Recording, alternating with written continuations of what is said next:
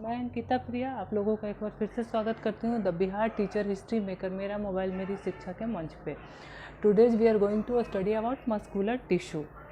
ठीक है, पिछले क्लास में हमने पढ़ा था फ्लूइड कनेक्टिव टिश्यू। इस क्लास में हम लोग देखेंगे मस्कुलर टिश्यू को।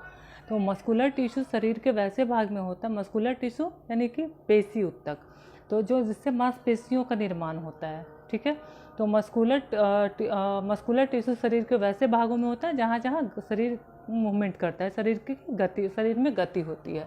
ठीक है, तो मस्कुलर टिश्यू को उनकी संरचना के आधार पे, उनके कार्य के आधार पे हम लोग 3 भाग में बांटते हैं, अरेखित या अनैच्छिक, ऐच्छिक और हृदय पेशी। ठीक है, जैसा अब हम लोग देखते हैं एक एक करके सारे उत्तकों को, जिसमें पहला है अनैच्छिक उत्तक, अनैच्छिक पेशी उत्तक। ठीक है, ये नाम से ही पता चल रहा है अनैच्छिक यानी कि वैसा मसल्स, वैसी मांसपेशियाँ, वैसी पेशी उत्तक जिनमें की गति हमारी इच्छा के हिसाब से नहीं होता। गति तो होता है लेकिन हमारी इच्छा के हिसाब से, हमारी इच्छा के अनुसार से गति नहीं होता है। जैसे यह होता कहाँ कहाँ है उसको देखते हैं। आइरिस में होता है, टेस्टिस में होता है, यूरिनरी ब्लैडर में होता है, यूरेटर में होता है, यूरिनरी ब्लैडर में, यूरेटर में, ये सब में होता है।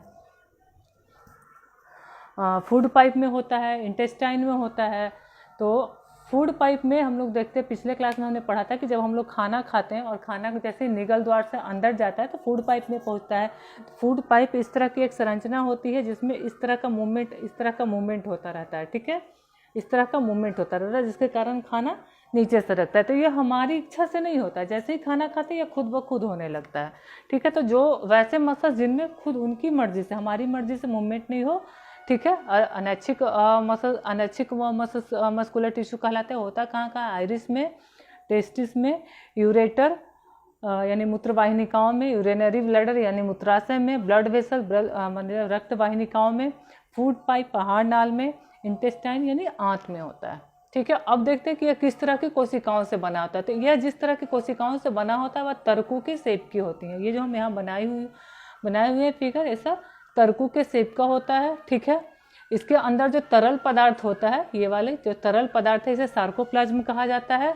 ठीक है, ये सिंगल न्यूक्लिएटेड होता है। इसके जो तंतु होते हैं या कोशिकाएं होती हैं तो सिंगल न्यूक्लिएटेड होते हैं, और इसके अंदर जो द्रव्य पदार्थ होता है, तरल भाग होता है वह सार्कोप्लाज्म कहा जाता है। जैसे पिछले क्लास में हम लोग जब रक्त फ्लूइड कनेक्टिव टिश्यू पढ़ा था तो मैंने बताया था कि जो रक्त का तरल भाग होता है उसे प्लाज्मा कहते हैं। ठीक उसी तरह से इस मसल्स का जो तरल भाग होता है, हमारे मसल्स के अंदर जो तरल भाग होता है उसे क्या बोला जाता है? सार्कोप्लाज्म कहा जाता है। ठीक है,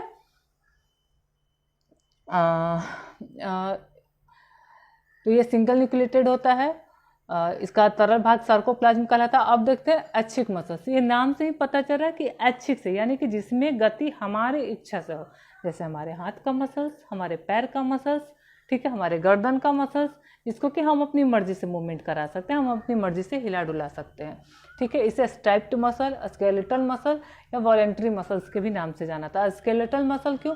क्योंकि ये कंकाल से अटैच्ड होता है। ये हमारे शरीर में कंकाल से अटैच्ड होता है, जंतु के कंकाल से जुड़ा होता है। ठीक है, इसकी जो कोशिकाएं होती हैं या तंतु जिससे बना होता है, ये क्या होता है? सिलिंड्रिकल शेप का होता है। ये हम यहाँ देख रहे हैं, सिलिंड्रिकल शेप का होता है। ठीक है, मल्टी न्यूक्लिएटेड होता है, बहुत सारा न्यूक्लियस होता है।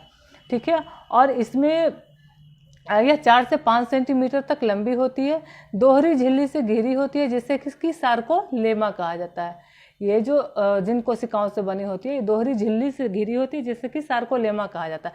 सार्कोलेमा के अंदर जो द्रव्य पदार्थ होता है इसे भी सार्कोप्लाज्म कहा जाता है।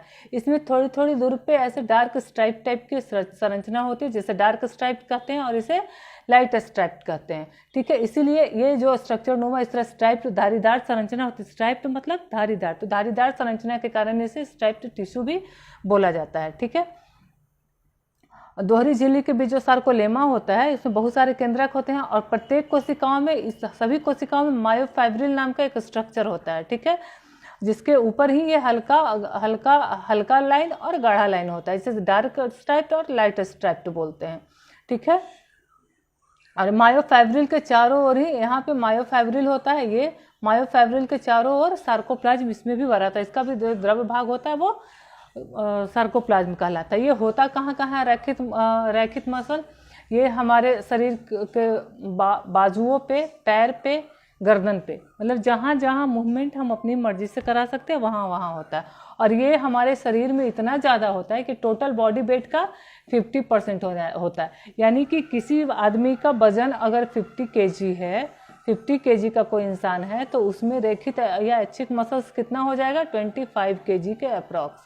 यानी कि 50% ऑफ आवर बॉडी वेट होता है कौन सा? रैखित उत्तक, रैखित पेशी उत्तक। ठीक है। थर्ड वन है हृदय पेशी या कार्डियक मसल्स।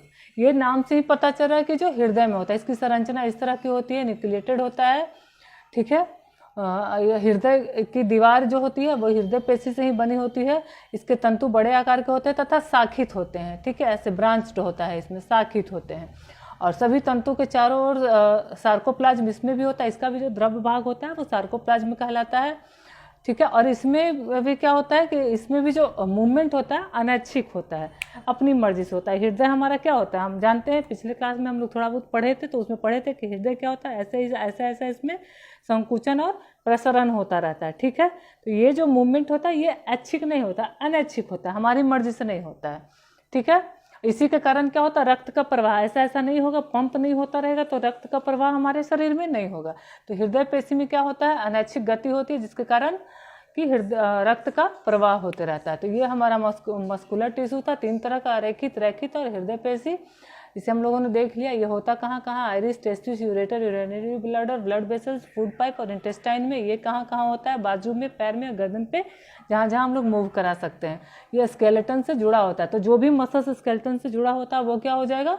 रैखित या ऐच्छिक पेशी हो जाएगा। ठीक है। तीसरा हो गया कार्डियक मसल्स, जो हृदय की दीवार जिससे बनी होती है। इसी के साथ मिलती हूँ मैं आप लोगों से अगले वीडियो में।